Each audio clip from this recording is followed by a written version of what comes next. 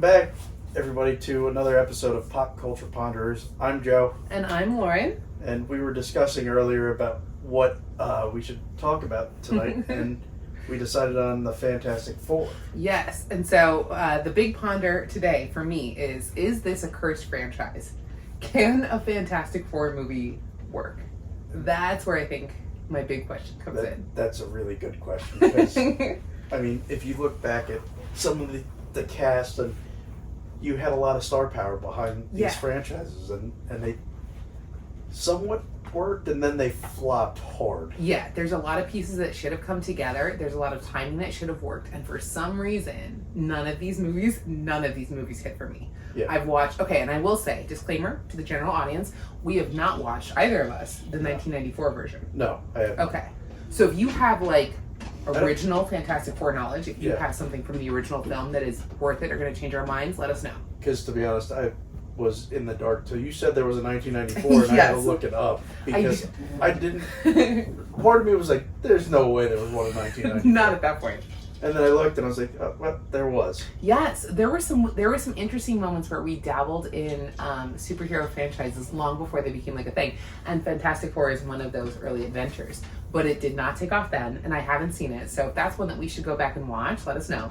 But both of us have seen the 2005?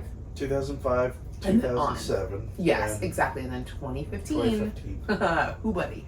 So we've seen all of those Fantastic Fours. And then, of course, we have the new one coming out. Yeah. So we have some knowledge of the franchise collectively.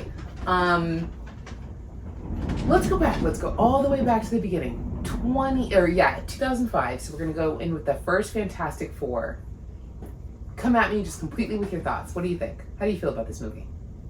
I didn't completely love it, but I did watch it again and again, like a couple times. I'm not going to say again and again, but I've definitely seen it at least 4, maybe 5 times. Okay. Because I always try to give stuff a shot, and I kind of, I don't know, I'm weird with the way I watch movies, but I'll give it more chances than it really should get sometimes with certain movies, but I wanted to like it. That's your generous heart coming in, where you're always just willing to give something another chance. Yeah, I mean, I love, who was it? Chris Evans, right? Yes. Okay, so exactly. Our original cast, when we go back to that movie, we have Chris Evans as Johnny Storm. Yep. We do love Chris Evans. We will always like Chris Evans in anything. Then we have Jessica Alba as Sue Storm. What is his name? Michael Chiklis from The Shield is our Ben Grimm. I loved him. And who is it that plays Richard Reed? I don't remember All right, his name. give me a second. I like him as an actor, but I can't remember his name. Yeah, exactly, because I want to find this one now. So there's a lot going on. And then for Victor Von Doom, we have our original Cole Sprouse, or not Cole, sorry, our original Cole from Charmed, which was absolutely amazing. And so there we have Julian McMahon, and then I cannot find, Reed Richards. Let's figure it out. Yeah, I can't remember what his name was, or is. But I did like the Ben Grimm in that. He did play good. He was absolutely amazing. So we had a really interesting cast that was going on in that original. I cannot find it to save my life now. So we have a really interesting cast. There's a lot of star power that's going on. We have Chris Evans, who was clearly made to play a superhero. Yeah. He's going to become Captain America someday. Jessica Alba is huge at the time. Michael Chiklis has just come off of The Shield, which is huge. People are loving that. And so there's a lot of things that should work in this movie. And yet somehow, even now as I go back and rewatch it, it's it falls in this weird timeline where we've come after the original Spider-Mans, our first 3, which have a special place because that's where we first start to really dabble in superheroes. Yeah. When we have the original Spider-Man and then the original X-Men. Those are our first really big touches into the superhero universes. And they have their own distinct flavors and styles. Fantastic Four, this first entry still feels to me like we're making an almost Spider-Man film, like an almost Sam Raimi kind of vibe. I could see that with the way that the Thing looked and the way their powers were and everything. There's even shots and angles within the film. It has this, there's a super stylized kind of vibe. They haven't completely hit their own rhythm yet. It feels to me sometimes when I'm going back and looking at clips or when we're going back and rewatching it, that there is a sense of were trying to turn a comic book, like actual frames of a page, into a screen, like a moving adaptation, and they haven't figured out how to change the story into something that works in like this completely other medium. Okay. That happens to me again and again when I watch the original one. But we do. So we have them, they go up, they're in space, they're on the space station, we have everybody there, they get hit with cosmic rays, and then they get powers. What does everybody get? Yeah, so they get the Invisible Girl, get the Invisible Woman, exactly. Yeah. The Human Torch, Mr. Fantastic, and Victor Von Doom. Victor Von Doom. So, like, out of the entire thing, Victor Von Doom matters. Because Victor Von Doom is a character that transcends the Fantastic Four. He ends up living in multiple Marvel universes. He becomes a big villain in a whole bunch of different places. But in terms of our origin story here, exactly, we have that. And then we come back to Earth.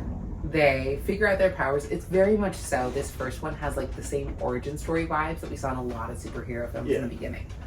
Where we're hitting the same beats of like, cool, I've got my powers, now I have to struggle with how I fit into society and humanity. And then look, I can really use these to do something good, which I understand, especially at the time, felt kind of new. We hadn't done superhero movies like that before. I think that's probably why I watched it so many times, because it was something different. And it did have the potential to be a really good movie. I feel like it wasn't a terrible movie, but no, it's really not.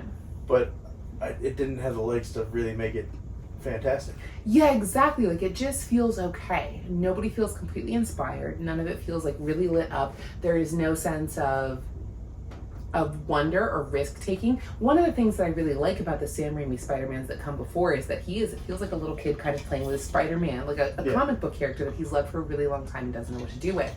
And then when we get into the later Marvel universes, we get different tones. There's some recognizing of the different flavors of each superhero and how we're building like a grand story. We get some of the epicness that you can get in comic books, but with the Fantastic Four, it always feels like they had the potential to go really big. You have Victor Von Doom, and then eventually Silver Surfer and Galactus kind of hinted at there. That we'll probably get into that in a little bit, right?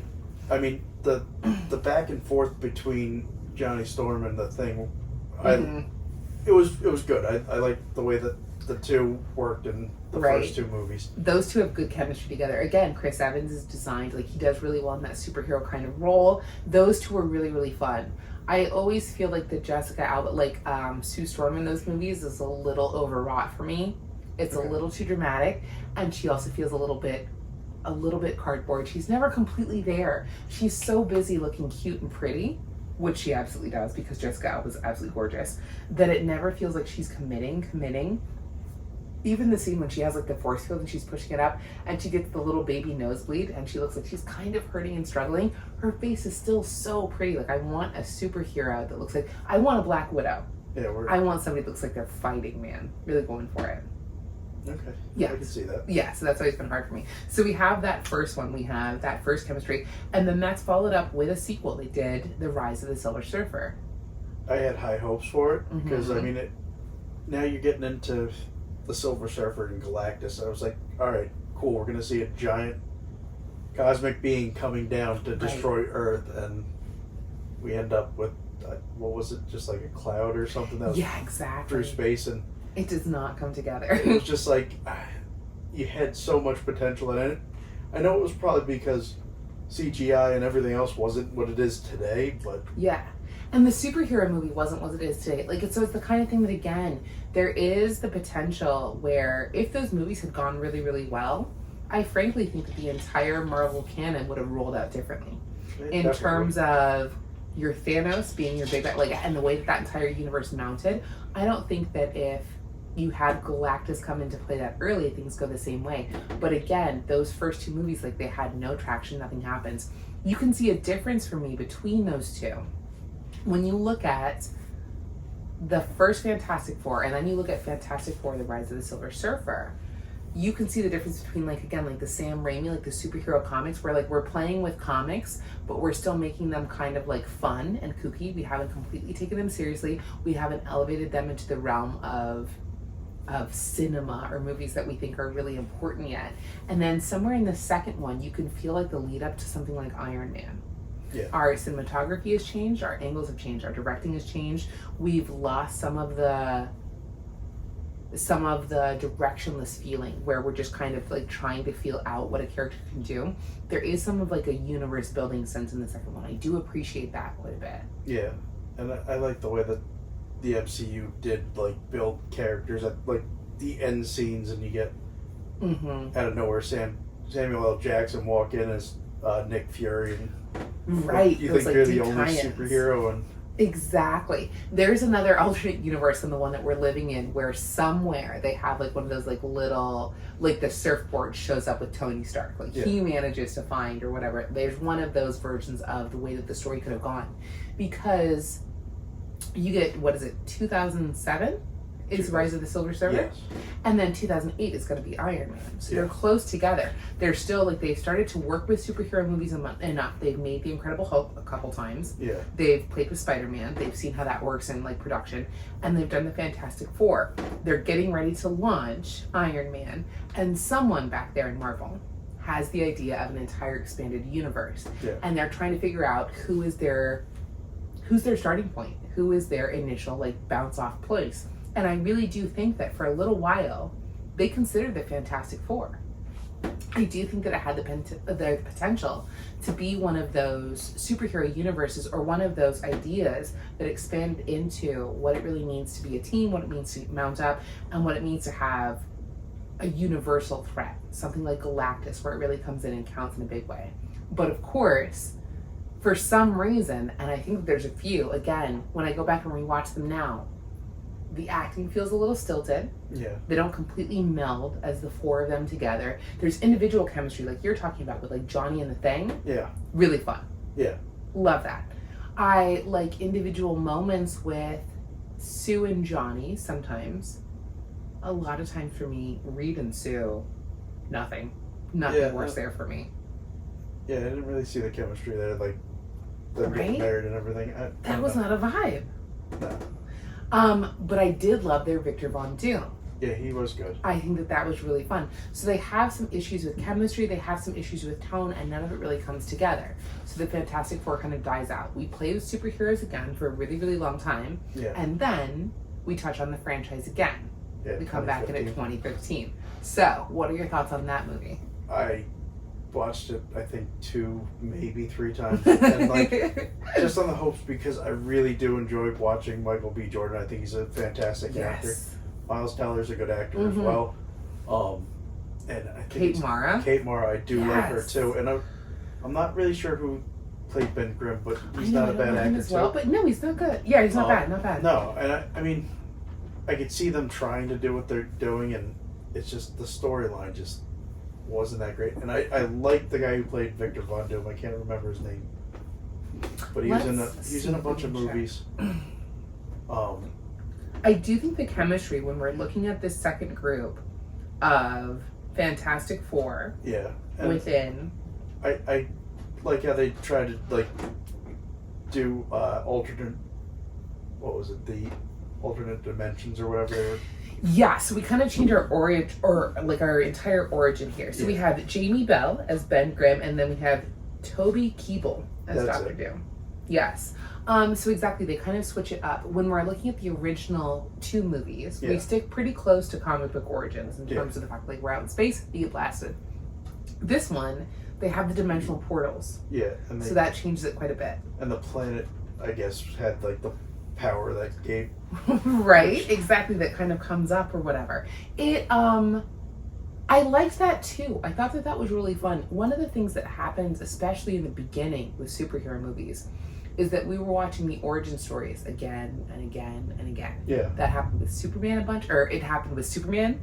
It happened with Spider-Man repeatedly. Yeah. We spent nothing but like 3 or 4 movies watching Spider-Man.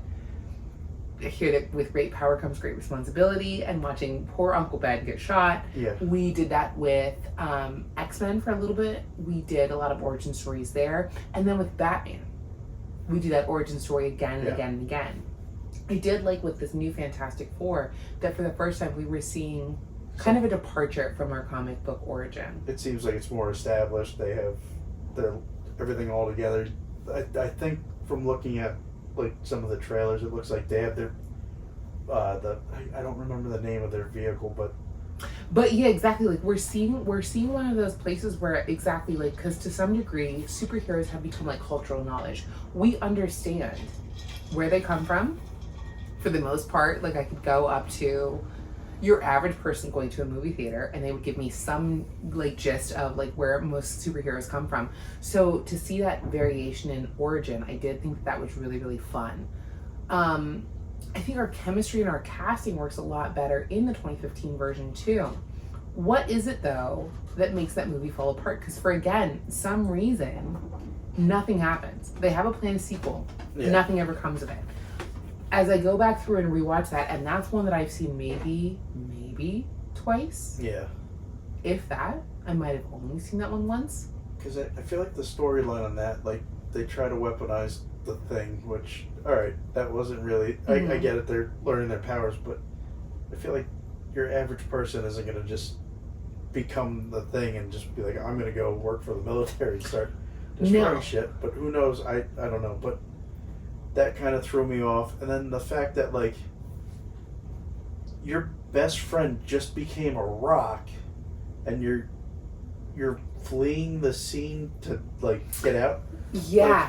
Like, that didn't feel right. Like, now you're telling me Reed Richards was hiding in the woods for however many years while Ben was being tested on by the military exactly. and used as a weapon, and you're just kind of you haven't done anything in years. Exactly.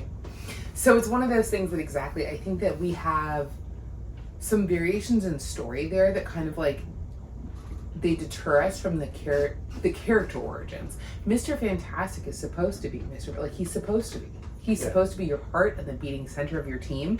To have him pulled out of the chemistry for a really long time doesn't make sense to me. He's part of your origin story. We also have a lot of focus on, we spend a lot of time in that movie looking at how we're figuring out how to use our powers, government testing what we want to do. And frankly, one of the fun things is seeing superheroes interact in the real world. I want to see them out and doing things. So I think that slows down some of that movie too. I also feel like once we leave like our origin point there's not like a really guided focus for the story. I don't feel like they have a solid, beyond the idea that if you're given power, you should use it for good, which frankly I think is the bottom line of any superhero story. Yeah. That's the basic moral that we're always coming out with. So if you're not telling me a more advanced story than that, if you don't have something specifically layered into your characters or your universe that elevates that for me, I don't know if that's really a story that I need to hear repeatedly. And every time I rewatch that movie, that's the fundamental story that I get out of it. Yeah, the whole plot was like them just being experimented on and tested and then Reed getting captured and brought back, and it's just like, all right, and now you're just trying to fix yourselves. I get it, but like I agree with you. There should have been more of them interacting with people, like instead of being on a military base and whatever else. But it kind of throws off the pacing of the story for me. And like again, at that point, by 2015, we've reached the point where we've seen a few superhero movies be really wildly successful. Yeah. We've seen that universe kind of transform. We're no longer telling these stories that are really elemental and basic. Yeah. We're looking at a more connected universe. We're looking at more real world implications. And that story for me just fell short every single time. I can see the actors sometimes having fun with it. Like Miles Teller, he's got moments where he's really enjoying what he's doing. Just going like, fine, if I'm here, we're going to do it. But I don't think that it was necessarily like, I think it was in some ways the tone is too serious. Yeah. But the movie itself, the raw potential of it wasn't taken seriously enough in terms of what it could have done for universe building. Yeah. They didn't actually take it seriously enough. So it's this weird contradiction of tones for me, and it never really completely makes sense. To this day, every time I watch it, I'm just like, oh, it's fine. It is what it is. Even clips. And it's Marvel's first family, so like... Yes. That's the other thing. Like, it didn't feel like a family. Like, I get it, like... Sue was adopted in this one and whatnot, but it's like, I don't, at no point did I feel like they were like siblings or... Yes, the connection of the team. Yeah. And that's one of those things. So again, like when we're talking about the transition of the superhero movie, we go from, in the beginning, you have things like Superman is popular. We get a Superman movie all the time. People love Superman. We get Batman movies all the time. We love Batman. Yeah. We've done Spider-Man. Spider-Man has been successful. And we've played with the idea of X-Men at this point. Yeah. X-Men has come out. The first one, maybe the second, and they've been successful. They've been good. But the idea of the superhero team has not been done well. There's been a couple X-Men movies, not trying to change the subject, that were hugely successful, but they weren't yes, terrible. I was going to say, right? No, and I so many out there. I have a soft spot, especially for the original X-Men. I do think they were beautifully done, fantastically done. So we've started to play with the idea of a team, and then when you come in with Fantastic Four, it's like you're saying, there is no sense of the chemistry gelling between all of them really well. They do feel like each individual character is going on their own journey. They're trying to figure out their own storyline, their own personality, how they fit within this universe. Which again, it makes sense. I do understand how on a character timeline, that's what you're doing. Yeah. But I can see the genius that creates when you go, awesome. So if we want the Avengers to work as a team, we have to let Iron Man have his movie, and Thor have his movie, and Cap have his movie. And that's what gives you a feeling point where each one of them matters. Yeah. You can't break down the Fantastic Four in the same way. Sue can't have a movie. Johnny can't have a movie. Reed can't have a movie. The thing, they are too intrinsically linked as a team. But how do you manufacture that team chemistry on screen? How do you make me believe and buy it and feel it if you haven't given me the lead-in? And somehow, despite the good casting in that second franchise, it still doesn't work. Yeah. It doesn't come together. But at this point with the MCU, it's gone so far that either you were in on step one, yes, or you're done, or you're done basically, or you've known the comics your whole life and everything. So for them to just throw together the Fantastic Four now, I feel like they could start from any point. Yes, and it gives them freedom and flexibility. Your fan base is already for the most part, is diehard fans and whatnot, and they know all the comics. So you could throw in your Sue Storm and all them and have them as a family and just start anywhere and make it work, I feel like. Yes, I think that's one of the things that gives the new Fantastic Four an advantage, because exactly like you're saying, we have an understanding of the origin story. We know culturally who the Fantastic Four are now. We get it. And we also have an idea of superhero timelines and the way that you can drop people in and out. We've seen them all get flexible. We've seen them move back and forth within time. We've seen all of those kind of variables. So that idea now of, cool, let's come in with a new Fantastic Four. Yeah. We understand how important the chemistry of the casting is. We learned that from our second franchise, but we also understand the cohesiveness of story, and we're looking at a long-term a building of universe that I think now has much more value, especially when you consider the fact that Marvel has already told us that they want Victor Von Doom, played by Robert Downey Jr., to become a major player in where we go next. Yeah. We know that's going to happen. His origin is Fantastic Four. That's where my man comes in. That's where Victor Von Doom is born. Yeah. He is part of that team. So it's one of those things, as we look for this connected universe going forward, as we think about cohesive team building, and as we look at the idea of, cool, I can drop you anywhere in time and space and be telling any story with this team because I'm no longer tied to trying to explore the beginning of it again and again. Yeah. I do think that this current iteration has the best chance out of any Fantastic Four we've seen so far. It has the most potential for me. I'm excited for it. So when you're watching the previews, what are you hoping for? What are you looking at for this one? What are you thinking might make the difference and lift it out of this cursed realm of nothing will work and we cannot make these movies happen and they just keep dying on the screen? I don't know. To me, looking at the trailers, and you could definitely tell it's in a different universe. Like the way New York City or whatever looks, and it looks totally different. And it looks almost, We should retro start a timeline, yes. I think. Retro / futuristic kind of look, which fits the comics, and then I don't know. To me, it looks like it's gonna work. I'm hoping. I'm really hoping, because I do love the Fantastic Four, but it's looking like a different universe and Yeah, so one of the things that I really, really like is the idea. So, like, again, this one's called, what is it? Fantastic Four First Steps. Right, exactly. So, we're kind of going back to our origin within the Fantastic Four. I do not want to see, I do not necessarily want to see the same origin story play out.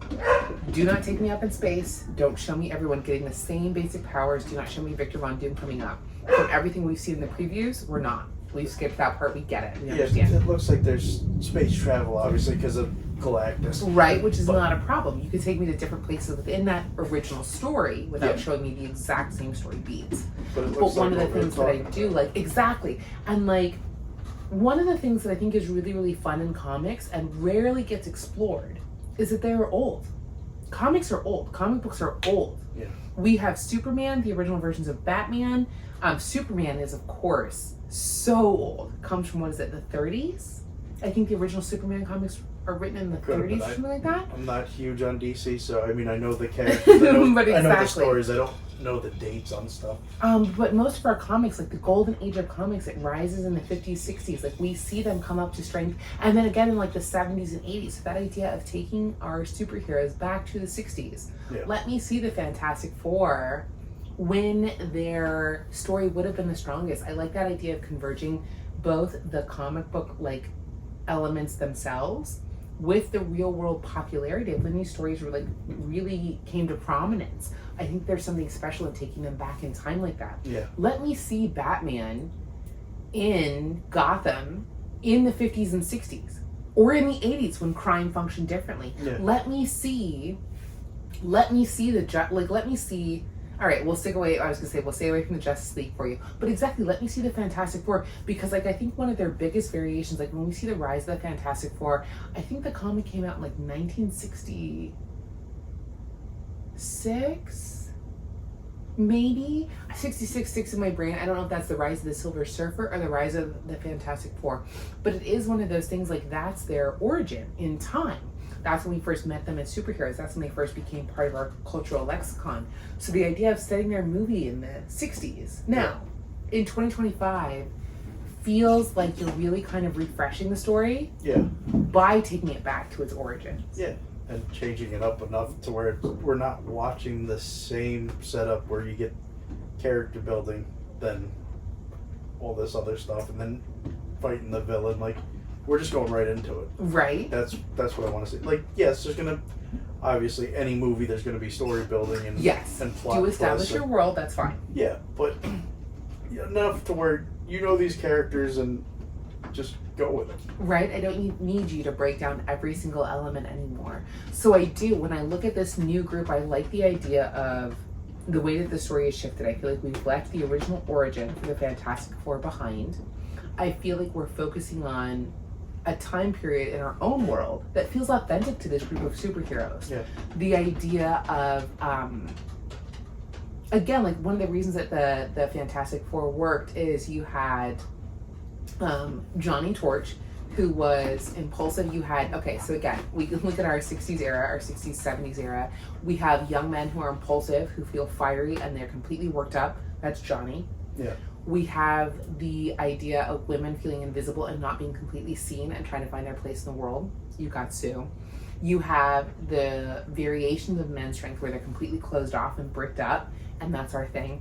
And then you have the idea of world peace, of being able to wrap the world literally in your arms and bring it all together. That's Mr. Fantastic. So I think that there is something about taking those superheroes back to the time when they were originally created in that helps them feel more authentic.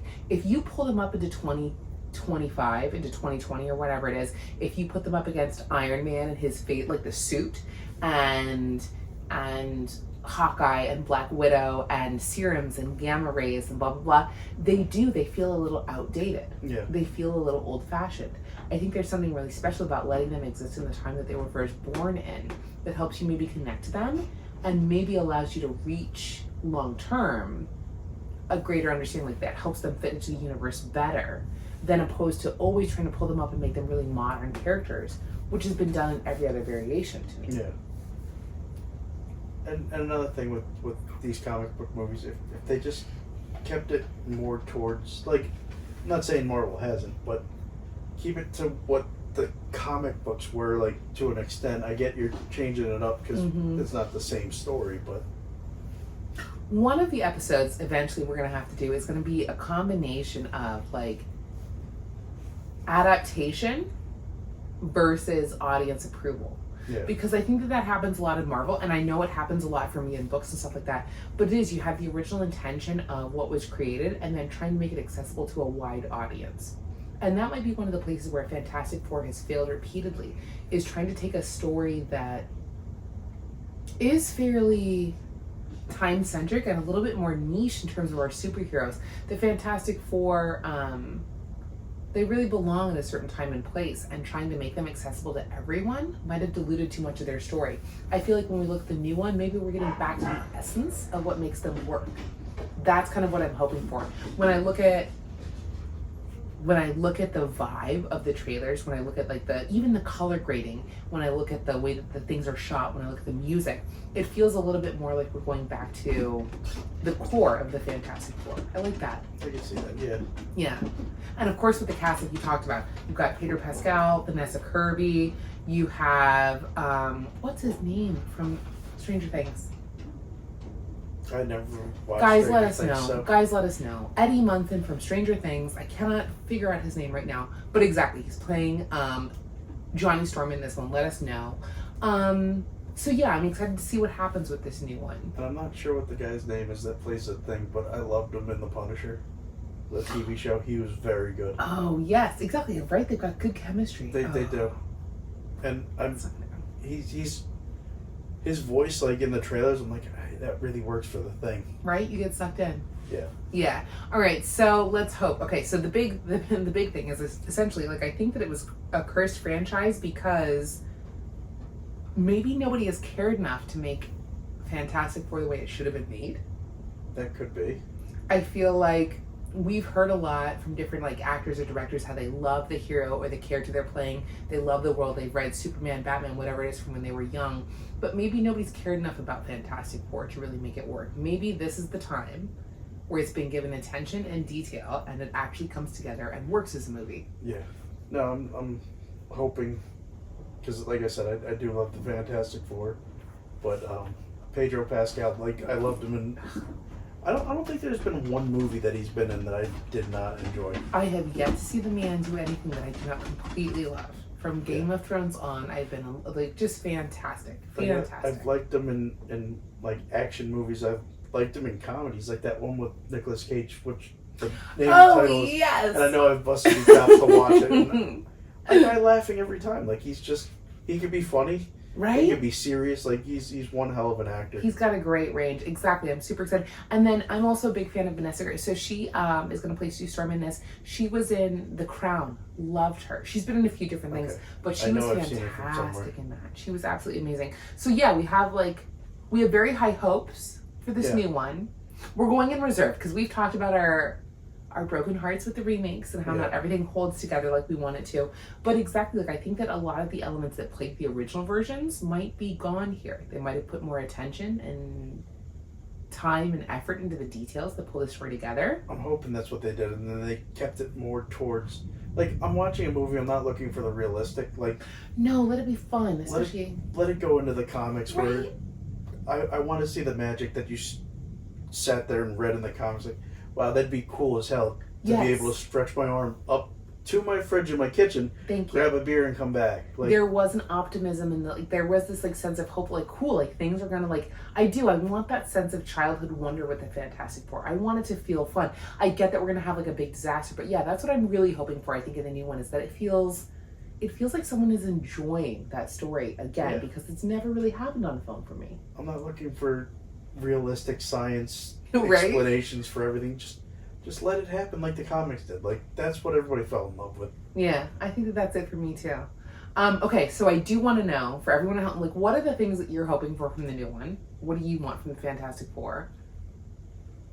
Why has it not worked? If you're somebody that totally loves these movies, by the way, if you think they're fantastic, some of your favorites, let us know, and let us know why. Yeah. What are we missing? What do we not get about the originals? Like, what are we not picking up on? Or we just just look past and not realize that. But yeah, exactly. What are you hoping for from the new ones? And just, you know, for my own personal curiosity, do you have any other cursed franchises? Yeah. Are there any other movies that you're just like, cool, for some reason they've tried to make it again and again, or they tried to make it and it was just a terrible adaptation? I want to know, because for some reason, and it's happened repeatedly with Fantastic, it just has not worked. So I don't know. I've got my fingers crossed for the new one, but I'm definitely nervous. So if you have anything else like that, anything else that you've just, it should have been fantastic and for some reason didn't work, tell us what it is. Yeah, no, there's got to be other ones that we're just not thinking of that didn't get traction. Right? There's got to be something. All right, so for today, I'm Lauren. I'm Jeff. And this was us, all about the Fantastic Four. Let us know what your thoughts are. If you've seen the new one, because this will be out before or after, I'm not totally sure, but close to the new one. Let us know what your thoughts are about it. Yeah, it should be out. This should be out right before. Right before it comes out. So yes, let us know if you've seen it, what you thought about it. And again, if there's a reason that this franchise totally hits with you that we're not understanding, tell us. Like, give us a reason to take a second look at the franchise or the Fantastic Four, because I'm really hoping that it turns around for me and becomes something special. All right. Have a fantastic week. See you later.